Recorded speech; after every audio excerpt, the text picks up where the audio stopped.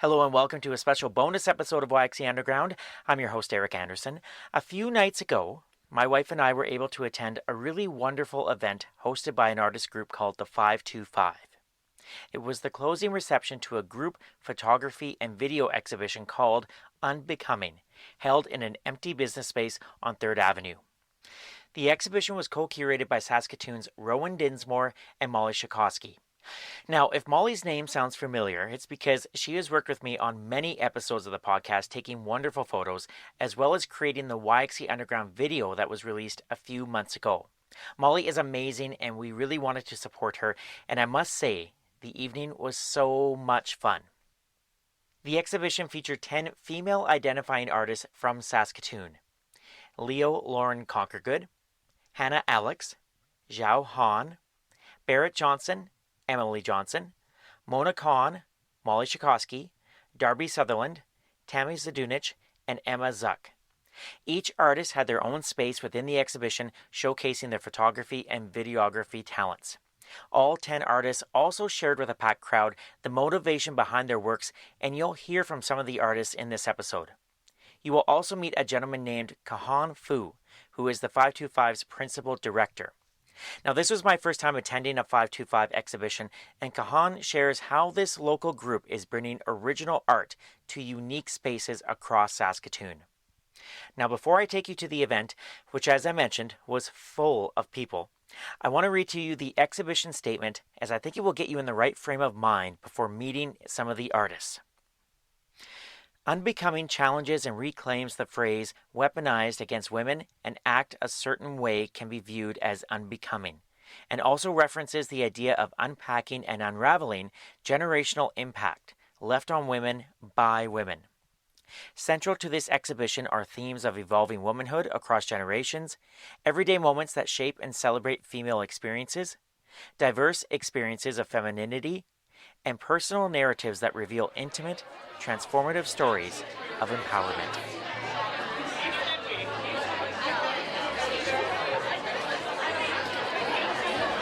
I'm Kehun Fu. First name Kehun, last name Fu. Pronouns are he, him. I'm the co-founder and principal director of the 525. What's happening tonight?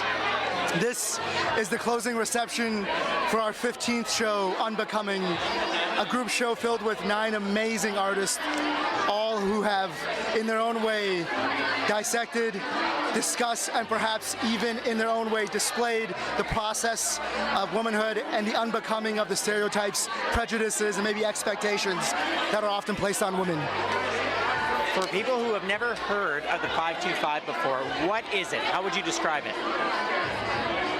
Can I tell a little bit of a story with that answer? You may. The 525 started with a group of friends. Its first ever pop-up was actually this man right here, Sean Setyo, in his less than 200 square foot apartment at 525 20th Street. And that's where the name and our sort of values tie into. I said 3 things about the 525. We are, first and foremost, an organization about intention. The group of friends that started and have come together around it just wanted to see events with art that could transform spaces, that could bring community together, maybe communities that would not normally go to an art show.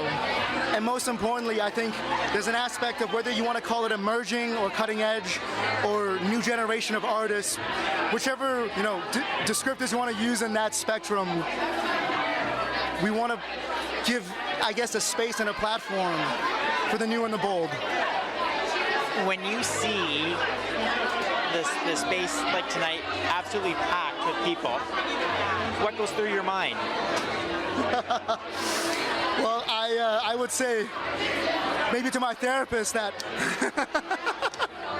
no project is finished until everyone leaves and everything is cleaned up and we leave the place better than it was before. And so maybe the unhinged answer would be, I'm not happy yet because not everyone has fully gotten a chance to experience. So maybe that's what I would say to my therapist. But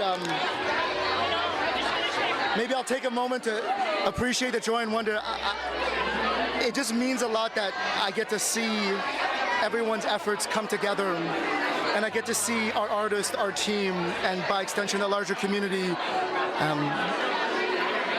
feel something that is both curated and accessible, even if it's just a pop-up. So that part, I try to remind myself to have moments of joy when I take a break in between the operations and logistics. Hi, my name is Mona Khan. I'm a producer by day for a branding agency, and by night I'm a photographer with a focus on honoring the elders in our lives. Mona, can you explain to listeners what your exhibit is about? So my exhibit is called Our Mother. It's a series of 4 photographs and an album of photos that was it started off with a poem that my mother had written in Urdu about her mother, who she'd lost very young in her life. And my maternal grandmother had sent my mom away to boarding school to study at a time when it wasn't normal for people to do that in their village. Girls only studied up to grade 5. And this was in Pakistan, right? Yes, this was in Pakistan, and then my mom was the first girl in her village to get a bachelor's in education, which then started the cycle of all of the people in our village sending girls off to study, which is how and why I've studied and gotten a degree. My daughters are studying here at the University of Saskatoon now. So yeah, it's like just a journey of how, like, so the only things that I had of my mom was a photograph of my grandmother and the Quran stand that you see in the last photo. And that was the Quran stand that my grandmother used to rest her Quran on instead and read from it. My mom read from that. She taught us on that. And then she's now teaching my daughters on the same Quran stand. So it's just a journey through that. And then my mom sent one of my sisters away from living in the UAE to the United States to study at university there in the 90s, when it was unheard of for girls to go that far away from home. So the cycle sort of continued. Why is education so important to your family? Because there's nothing bigger than that. You can't, and it's not just education, but it's also the passing on of education. So I come from a long line of teachers in my family. So it's the only way that you can truly understand the world around you and make them understand you. What do you hope people understand about you by looking at these photos? Oh, about me? that I did something brave and stupid at the same time. But also, yeah, I think my only real hope of this is I almost lost my father 2 years ago to an accident. And that sort of made me realize that we don't necessarily have the time with our elders that we think we do. And so that's why that's also the niche for my photography, and that's what I want people to sort of realize. And it's very strange to me because in our culture, the elders in your family usually live in your home with you.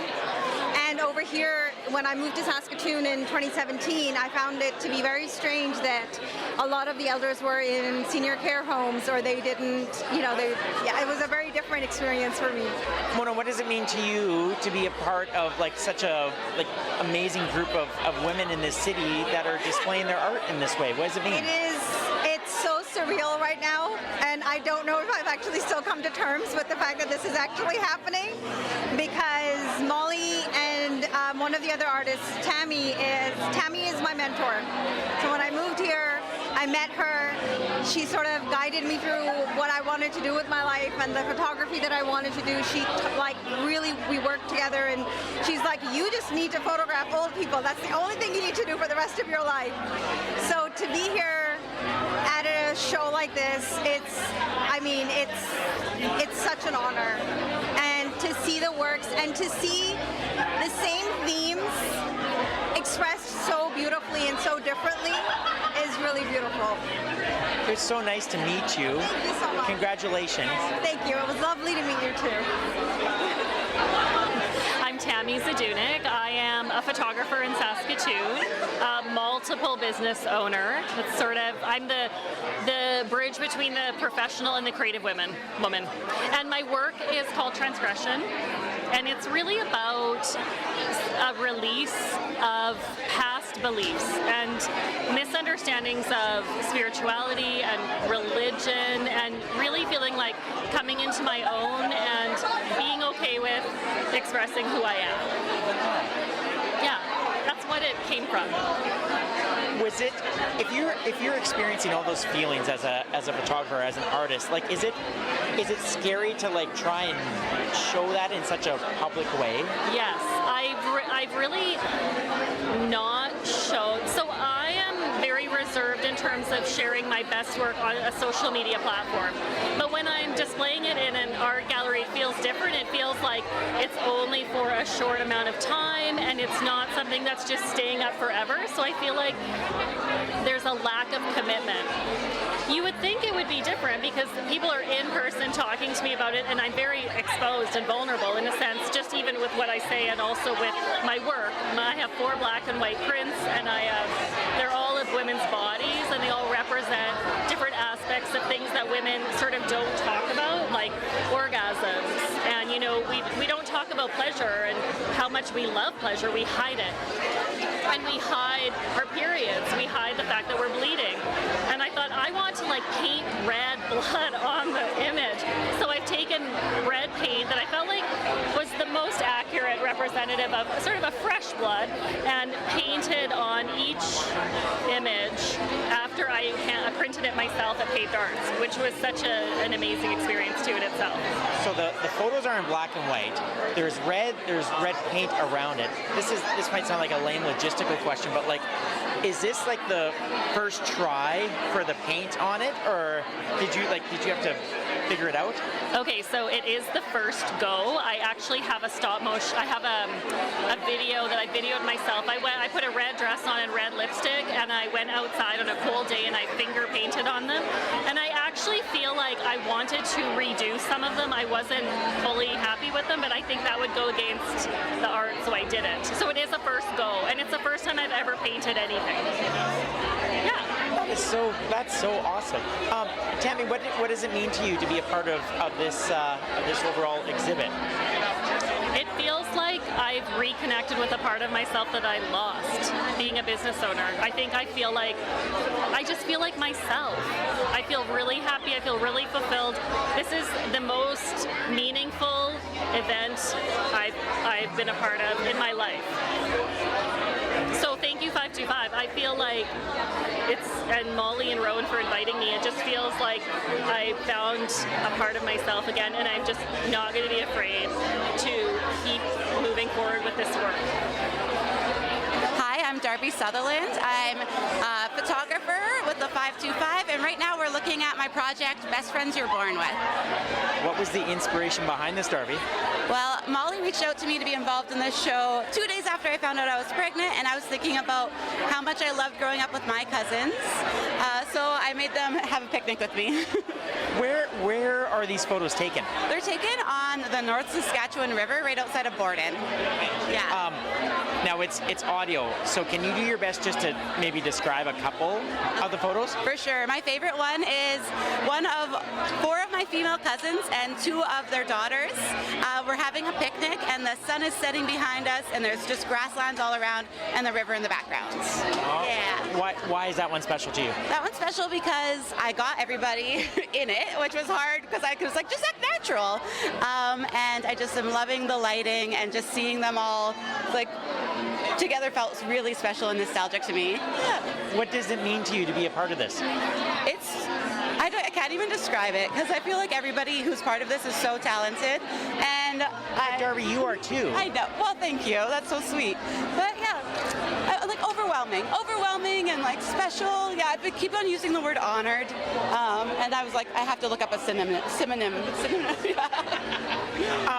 As a photographer, to have your work shown in this way and to be part of such a group, like, does it give you confidence as a photographer? It really does. Yeah, it was like even having Molly reach out and ask me to apply gave me such confidence. I was like, oh, I'm not just an Instagrammer, I'm a photographer. Yeah, you are. Yeah. What do you hope people take away from your exhibit here? I feel like comfort and nostalgia. Nostalgia. I keep saying that word, but yeah, that's what I hope they take it away. There are so many people here. I know. I know it's scary. Thanks, Darlene. Congratulations. Oh, thank you. Thanks for having me. Thanks, Eric.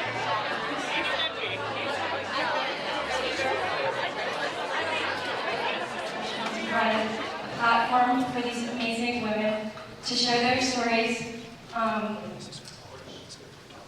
to share their relationship to these topics, weaving together an all-encompassing narrative of womanhood through their 10 distinct lenses. Before we get into it, I also just want to thank my co-curator, Molly. Not only is she one of my best friends, but she is an amazing force, and she is so talented. It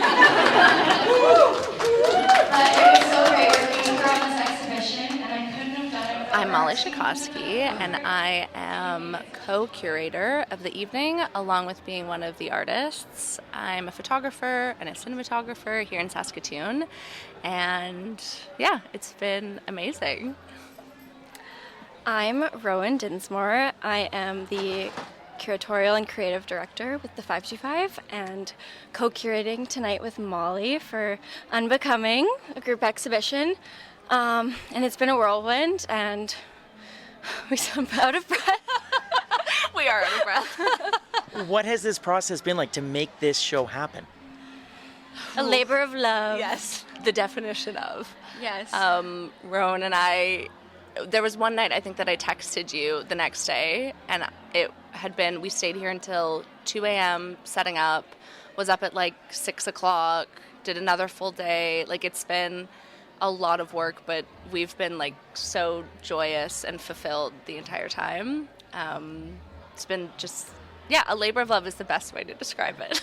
Yeah, like to enlighten you on the 525, all of us operate in our hours of the night, essentially.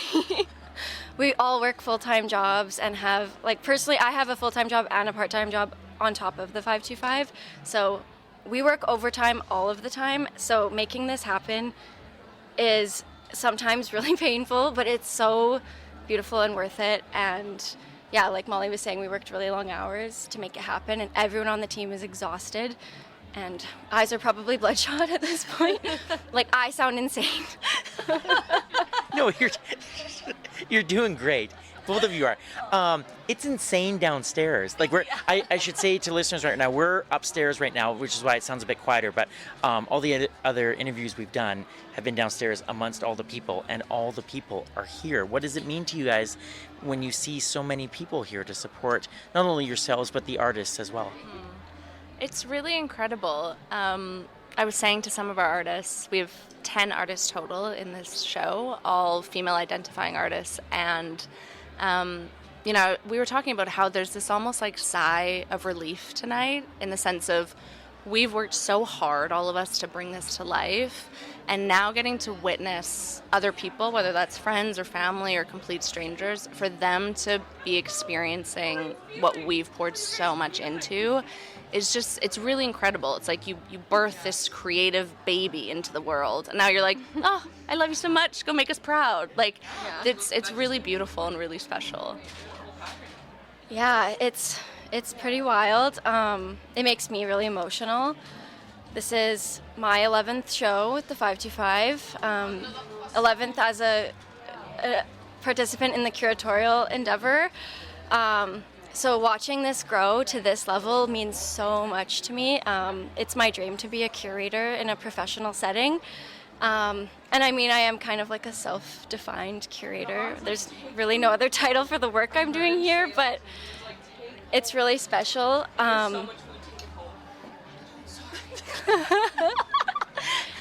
one of my best friends from art school. And you just shushed her. Yeah. because she's so loud. A fun fact about Rowan and I, we are like best friends in real life. So doing this has been so fun and special Yeah, it's and just been silly. fun. It's been fun. And we're both, you don't have to leave this in, we're both Sagittariuses. So we're like very fun, but also very bossy when we need to be. Yes.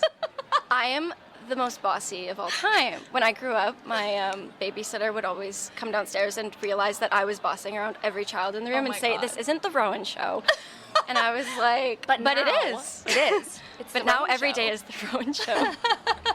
Okay, I will behave, Rowan, for sure. Yes, you're pointing at me. Can you explain to listeners what the focus or the I was going to say mission statement. That's not the right word, but like the thinking behind Unbecoming. What is the goal behind it?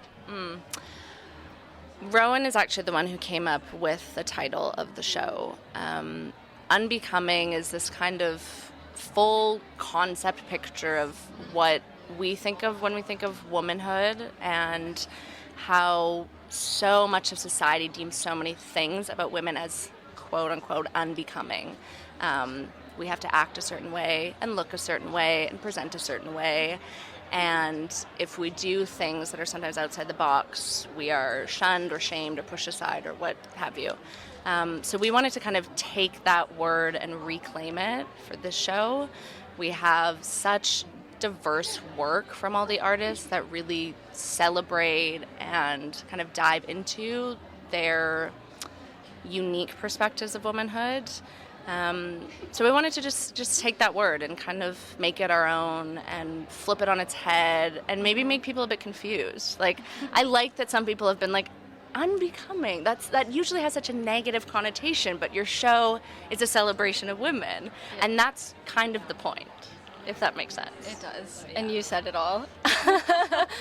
Stole the words from my mouth. No, what Molly said is true.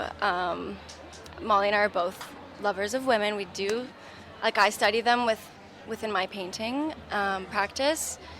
So this is really the topic that I've been waiting to really dive into. So this has been so special. And I paint self-portraits. So normally it's about my experience as a woman and how I navigate the world. So to be able to, give place to a bunch of other women and women presenting artists to tell their stories and learn from all of their unique perspectives. And everyone has a different view of womanhood and gender expression and femininity. And it's just been amazing to, like Molly said, spin Unbecoming onto its head and unravel what makes you you as a woman. And yeah. You mentioned the word learn. I'm so curious because you two have been so, you're knee deep in this. Like we're seeing this art for the first time tonight, but you've been working with it for days and thinking about it for even longer. What are your takeaways from everyone else's art, or maybe there's like one big takeaway there, or something that you've learned from working with the art and from setting it up and looking at it? Like, is there one takeaway? It's a big question, I know. It is. Wow, it's a great question. Do you have an answer? Yeah, I could ramble. That's so funny because I haven't thought of it like that. Me neither.